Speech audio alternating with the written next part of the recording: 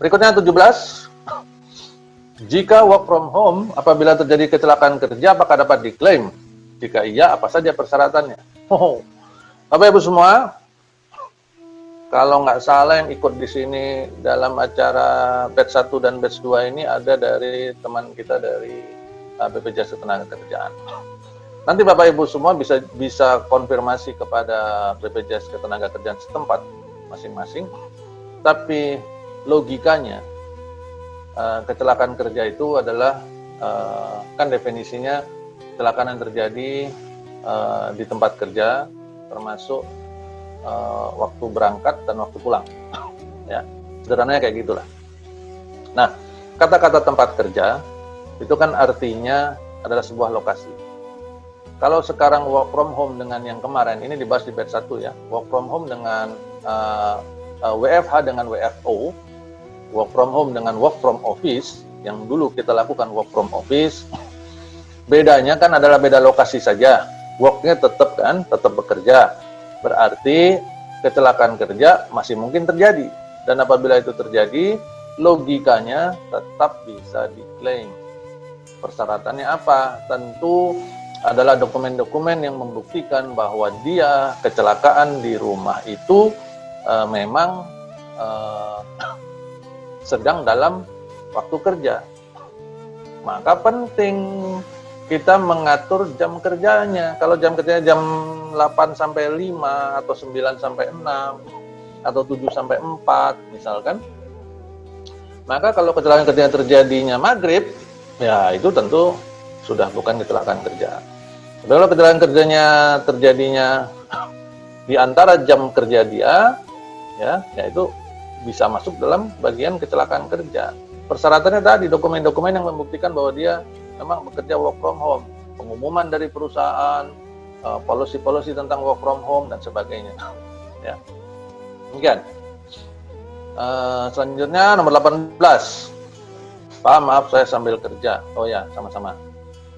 Saya tidak tahu barangkali pertanyaan saya adalah bagaimana pandangan Bapak apabila suatu perusahaan melakukan PHK kepada 100 karyawan dalam 1 bulan dampak COVID-19 atau efisiensi.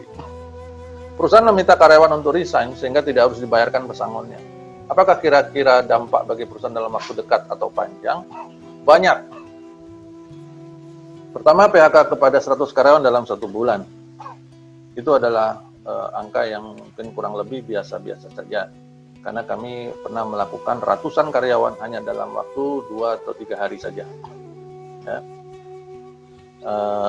Sehingga jumlahnya baik 1 ataupun 1000 itu tidak beda, tetap namanya PHK. Ya. Kemudian karyawan diminta untuk resign. Ini sesuatu yang sangat tidak dibenarkan. Ya, karena ini yang saya sebut sebagai mengakali aturan. Ya, ngakal-ngakalin aturan.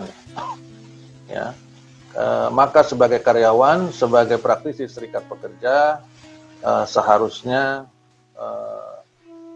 juga cukup paham, pandai dalam memahami aturan ketenagakerjaan.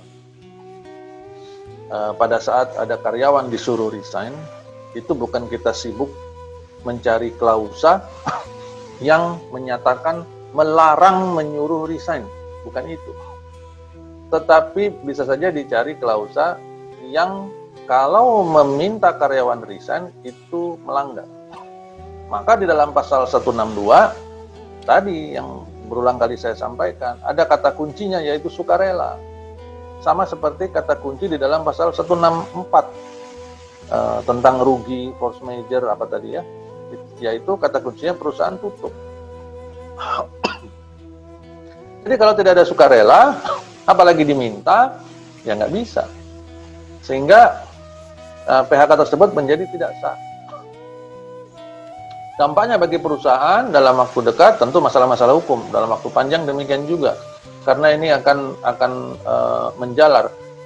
Si karyawan bisa menuntut baik langsung pada saat di PHK atau pada waktu berikutnya. Hari ini sudah tidak ada waktu kadaluarsa ya Bapak Ibu. Kalau nggak salah sejak tahun berapa tuh? 2017 atau 2016. Itu sudah ada ketentuan yang menyatakan bahwa kadaluarsa tuntutan untuk PHK sudah dihapuskan. Kalau tadinya kadaluarsa tuntutan untuk PHK itu adalah 1 tahun, sekarang sudah dihapuskan. Sehingga kalau di PHK hari ini, dia diam saja, tidak menuntut, tidak tanda tangan apa-apa, tapi menggantungkan saja, maka perusahaan harus berhati-hati. Justru itu yang harus membuat perusahaan bingung. Karena artinya karyawan tetap membuka kesempatan untuk melakukan tuntutan. Kapan menuntutnya? Terserah karyawan. Mau bulan depan, mau tahun depan, mau nunggu COVID selesai, mau nunggu 10 tahun lagi, atau nanti ahli warisnya disuruh nuntut. Nggak ada larangannya sekarang. Ya. Jadi ini yang membuat perusahaan harus berhati-hati. Dalam jangka panjang tentu ini akan menghancurkan kredibilitas manajemen di perusahaan. Apalagi kalau ini larinya ke branding, menghancurkan branding perusahaan yang bersangkutan. Ya. Berapa banyak perusahaan yang kita tahu karena ada sentimen-sentimen negatif, terus yang diserang adalah brandingnya, maka operasional perusahaan, omset, penjualan, dan usahanya terganggu, ya, babak belur. Banyak kan? Bukankah kita sering mendengar boikot ini, boikot itu, ya kan? Nah itu masalah branding itu. Maka berhati-hati sebagai perusahaan. Baik, pertanyaan nomor 19. Kalau ada karyawan bersikeras cuti untuk mudik dan akhirnya harus menjalani isolasi 14 hari, apakah perusahaan boleh potong cutinya? Baik. Khusus dalam kasus ini saya melihatnya karena karyawannya bersikeras, ya, tidak bersih lunak, ya, berarti si karyawan ini ngotot ceritanya, nggak mau dibilangin ceritanya gitu kan? Karyawannya sudah dikasih tahu jangan mudik,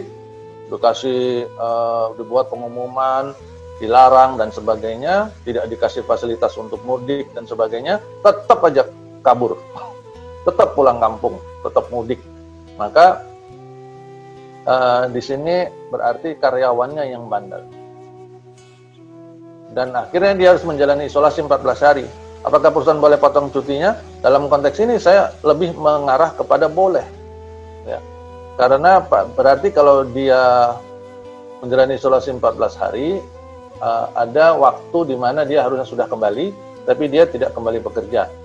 Maka perusahaan boleh, bahkan nih kalau menurut saya, perusahaan justru bisa juga menggunakan pasal mangkir. Menggunakan pasal mangkir aja biar sekalian kena. Orang bandel-bandel karyawan kayak gini nih. Dan dibilang nggak boleh mudik, mudik juga. Ya. Nah, kasih pasal mangkirnya, kasih surat panggilannya dan sebagainya. Kalau masih baik hati, potong cutinya silahkan.